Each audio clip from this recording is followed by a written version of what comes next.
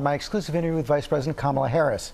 She weighed in on the sharp rise in inflation, the steep fall in the president's poll numbers, how the administration's Build Back Better plan can address both problems, and I pressed Harris on claims that the president is not giving her a big enough role in his administration. Madam Vice President, thank you for doing this. Good to be with you. Thank you, George. You know that as Americans are feeling pretty sour about the economy as we head into the holidays, it's going to cost more to drive home for Thanksgiving, more to put the turkey on the table, more to buy gifts for the kids at Christmas. What can you do about these high prices? How long is it going to take? Well, first of all, it's real and it's rough. Groceries, the cost of groceries has gone up, the cost of gas has gone up. And as this is all happening in the context of 2 years of a pandemic, it's one of the highest priorities actually for the president and for me. And so we're dealing with this issue in a number of ways. Short term, one of the issues is the supply chain. We're seeing a bottleneck and we need to relieve that bottleneck.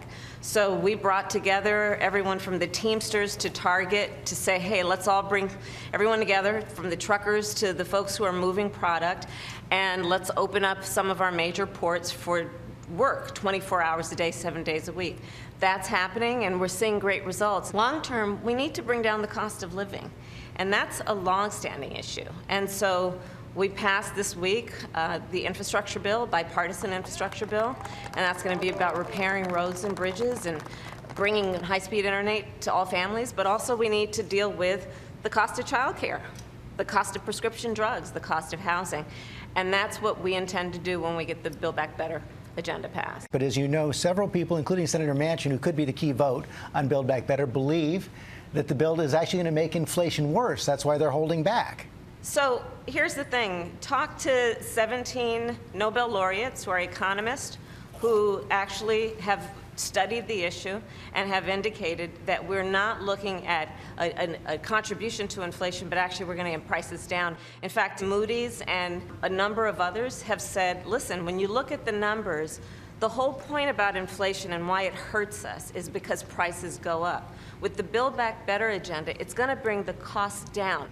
We had a tough poll for the president this week at ABC News with the Washington Post. Highest disapproval of his presidency shows that most Americans don't think the administration is keeping its promises. How do you explain that, and how do you fix it? You know, George, polls, they go up, they go down. But I think what is most important is that we remain consistent with what we need to do to deal with the issues that we're presented with at this moment. And so let's again look at what we accomplished. It's historic in nature, at least the biggest investment in infrastructure in a generation in America. And some of this stuff you'll see in the next few months, and some of this you're going to see in the next perhaps couple of years. 8 months ago, the president gave you the job of addressing the root causes of migration. But last month, we learned that in the past year had the highest number of illegal border crossings since they started to be recorded in 1960. What are you doing to turn that around? How long will it take? Well, it's not going to be overnight. We can't just flip a switch and make it better. The reality is that we inherited a system, an immigration system, that was deeply broken, and it's requiring us to actually put it back together in terms of creating a fair process that is effective and efficient. But on the root causes piece, what we're looking at is that, you know, frankly, people don't want to leave home, George. And when they do, it's for one of two reasons. They're fleeing some kind of harm, or to stay at home, they just simply cannot satisfy the basic needs of their family. Okay, let's talk about your role now. You know, vice presidents always face chatter about their role and their relevance. You're no exception to that. Even your close friends and allies, like Lieutenant Governor of California, Lenny Kounalakis, have expressed some frustration because they think you can be more helpful than you've been asked to be.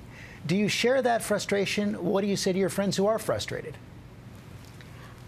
This was a good week. And this week, when we got this bipartisan infrastructure act passed and signed by the president, makes a statement about all of the hard work that has gone into it, month after month after month. I've traveled around the country, as has the president. We have convened members of Congress. We have convened people around our nation asking, what do you want? And this is a response to what they want.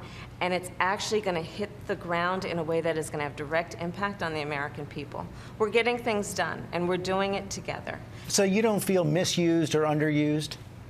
No, I don't. I am very, very excited about the work that we have accomplished, but I am also absolutely clear-eyed that there is a lot more to do, and we're going to get it done. Finally, has President Biden told you whether he's going to seek re-election in 2024? What President Biden and I started our day talking about, as we normally do, is bringing in members of our intelligence community to review the presidential daily brief and talk about classified information around threats to our national security and hotspots around the world. After that, we had another couple of meetings, and then I went over to the Capitol because I'm the president of the Senate, and broke a tie vote there, and we are focused on implementation of the bipartisan infrastructure deal. So you're not discussing 2024 yet? Absolutely not. Madam Vice President, thank you very much for your time. Thank you. She wasn't going anywhere near that question. No way. And the president has said at other times that he intends to run again, but of course there's a lot of jockeying behind the scenes right now.